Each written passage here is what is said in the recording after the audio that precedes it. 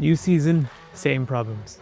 Man United performed so badly last season. Rúben Amorim was always going to be under huge pressure to start this season well. And bar some good statistics, the results really haven't improved. So we're back to square one with fans and pundits alike questioning Amorim's formation and how he uses his players. We've got Bruno Fernandes, one of the league's most creative attackers over the last 5 years or so, playing as a defensive midfielder, and one of the best young midfielders in the country, Kobbie Mainoo, struggling for game time. So if Amorim isn't getting the best out of the players, and they could and should be performing better, what I'm wondering is, just how good is this squad, and what league position should they, in theory, find themselves in at the end of the season?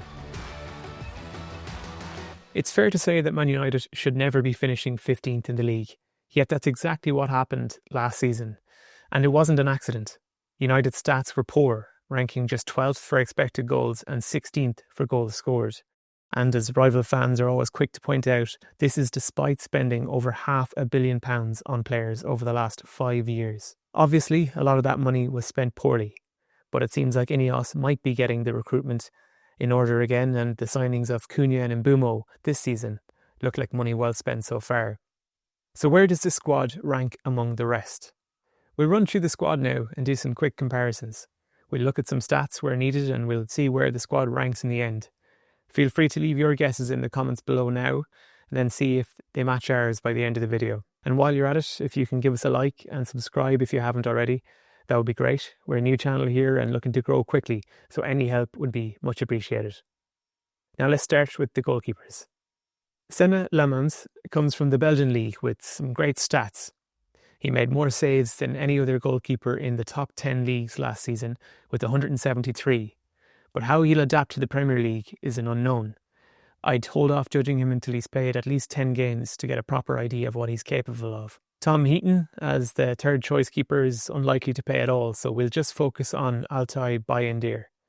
Bayindir has just one clean sheet in 8 league appearances for United, but more noticeably, he's made a lot of mistakes, conceding directly from a corner against Spurs in last season's League Cup, and he always looks unsure dealing with crosses and corners, meaning he gets targeted by opponents. Looking at other keepers around the league, I don't think there's many worse than Bayindir, but I'd put him below Petrovic at Bournemouth, Jose Sa at Wolves, Vicario at Spurs and Sanchez at Chelsea, so I'm ranking him at 19th, just above Perry from Leeds.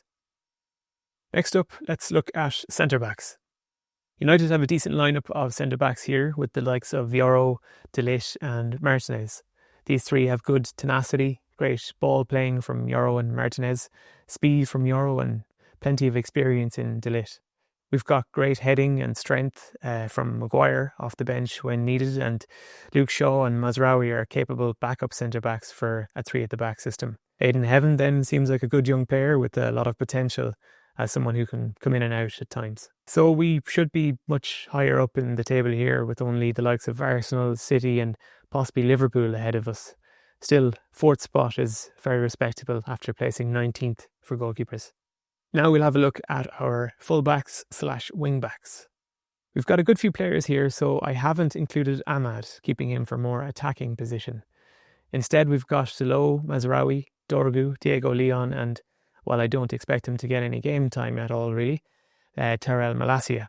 Dalot is a fine fullback. I think he'd do a job for most teams without being particularly great at anything. He has a good attitude and is decent on the ball. Mazraoui is a brilliant technical player, loves a duel and is very effective in a possession system.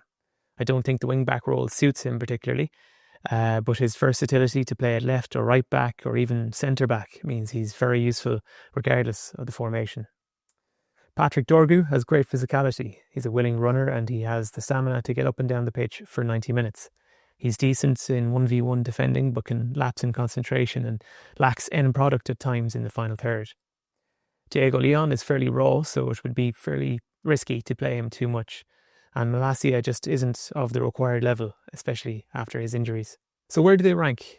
Arsenal have a functional set of fullbacks, with the likes of White, Timber, Calafiori, all centre-backs originally. But they also have Miles Lewis-Skelly to add some flair.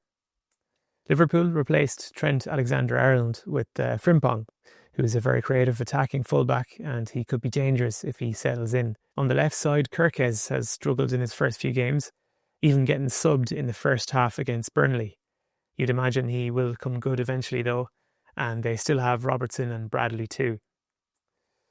Cucurella has been impressive for Chelsea. Rayan Aït-Nouri was great at Wolves and should be good for City.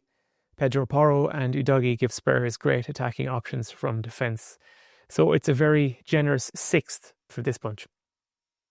On to centre midfield next. Since Bruno Fernandes is going to be played in midfield too for the foreseeable future, I've included him here rather than further up the pitch.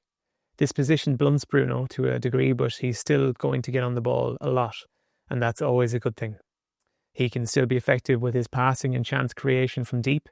He obviously lacks in defensive areas, but he's still one of United's best players on his day and even out of position. Casemiro has tons of experience, and when he's not given too much ground to cover, he can still make a big impact. His presence in both boxes is excellent, scoring 17 goals for United so far. Ugarte has his strong points, ranking highly against other midfielders for tackles, interceptions and blocks. But he struggles with progressive passing, meaning opponents can focus more on United's danger players when he has the ball. Mainoo then. He's clearly a massive talent. I don't see any team in the league that he wouldn't get into, and he's still only 20 years old, so he can improve even more. As long as he's showing the right attitude and he's willing to work on his weak points, then there really shouldn't be anything to stand in his way. So United's midfield is strong individually, but as a collective it's not really clicking. So how does it compare to other teams? Liverpool have made some major signings this summer, mostly higher up the pitch, but they won the league last year with Gravenberch, McAllister and Szoboszlai, so they rank very highly here. Zubimendi looks like a great signing for Arsenal so far, and with Rice and Norgard in there too, that's another solid midfield. If Rodri can get back to his best after almost a year out injured, then City will have one of the world's best DMs again. And with Reinders coming in, that should be a formidable partnership. Enzo Fernandez and Moises Caicedo look more like the £100 million players that Chelsea paid for. And Newcastle have one of the most hard-working midfields in the league. The trio of Joelinton, Tonali and Guimaraes are very intense, but with Champions League football to contend with this season, I have doubts about their depth here. Brighton and Palace have the likes of Baleba and Wharton, who've both been linked with United, and I think Spurs have done great business getting Palhinha in on loan. So despite some good players, we are lacking a little bit here, but I still think we're good enough for 6th. Next up, I'm going to look at wide attackers and number 10s. This is one of our strongest areas, I feel. The addition of high-scoring Premier League proven players like Cunha and Mbeumo have really improved our attack. They're both versatile and direct players with an obvious eye for goal. I'd expect Mbeumo to outscore Cunha this season and most likely finish as United's top goalscorer. Amad was one of few bright lights last season with his direct dribbling and surprisingly good ball winning. He hasn't got going properly yet this season, but if he can get there, he's definitely a great player. Mason Mount started well, making a place for himself in a fluid attacking trio alongside Cunha and Mbeumo, but as always, injuries are never far away, so it's a big if he could stay fit. And that question alone means he can't be relied upon, unfortunately. Elsewhere in the league, Liverpool have spent £116 million on Florian Wirtz. And while he hasn't been pulling up trees, I do see him adapting and being very effective for the Scousers, which is a scary thought when they already have Salah and their 2 new strikers. Cole Palmer slowed down a little bit at the end of last season, but I'm sure he'll be back to his best again this year. They also had the likes of Neto and now Garnacho, so they could be dangerous, if not incredibly frustrating for Chelsea fans. City added Ryan Cherki to the likes of Phil Foden, Bernardo Silva and Dorgu, meaning they have lots of options and a mix of youth and experience. Arsenal have really improved their depth, adding Eze and Madueke to the likes of Saka and Odegaard. Spurs have added Mohamed Kudus and Xavi Simons to the squad, but they've lost Maddison for the season. And Newcastle will be fast and direct, as always, with Anthony Elanga and Anthony Gordon on the other side. This part of the pitch is definitely a bit harder to call than some of the others, but I do feel like United score highly here, so I'm going to put us in 3rd, just behind City. This is killing me, by the way. And so we're on to the last one now, the strikers. Sesko was our biggest signing in terms of fee this summer, and part of that price was because of his high potential. He has the attributes, but he'll still have to adapt to the Premier League, new teammates and a new system, so it might take him a while to get up and running. Hopefully he gets that chance before he starts to feel the full weight of pressure of being Man United's main number 9. Zirkzee is more of a false 9 than a goal scorer, but he's tidy on the ball and he works hard, so he's a useful player to have. And finally, we have Chido Obi, who I'd hope gets a few minutes here and there to show what he can do, although I wouldn't be expecting too much from him just yet. It feels like this summer was a big one for strikers, and Liverpool especially, bringing in Ekitike, who has hit the ground running already, and Alexander Isak, who will no doubt score plenty of goals too. Arsenal brought in Gyökeres, who will be effective even if he doesn't look like the smoothest of players. And Newcastle, despite their struggles to actually sign players this summer, ended up making 2 fairly good signings in Wissa and Votameda. Chelsea got United's number 1 target for striker Liam Delap and João Pedro, so they look strong too. Haaland is already racking up the goals for City, while Spurs have Kolo Muani. Villa have Watkins, and Chris Wood is getting goals again for Nottingham Forest, so there's huge competition out there. Anyway, here I'm putting United 7th.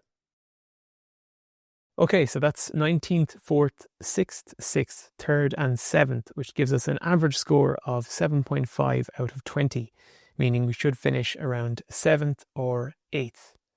Would you agree with that? Are there places you'd have scored us higher or lower?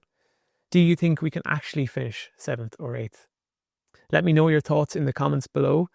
Also, give the video a like and subscribe to the channel for more videos like this one. Bye for now.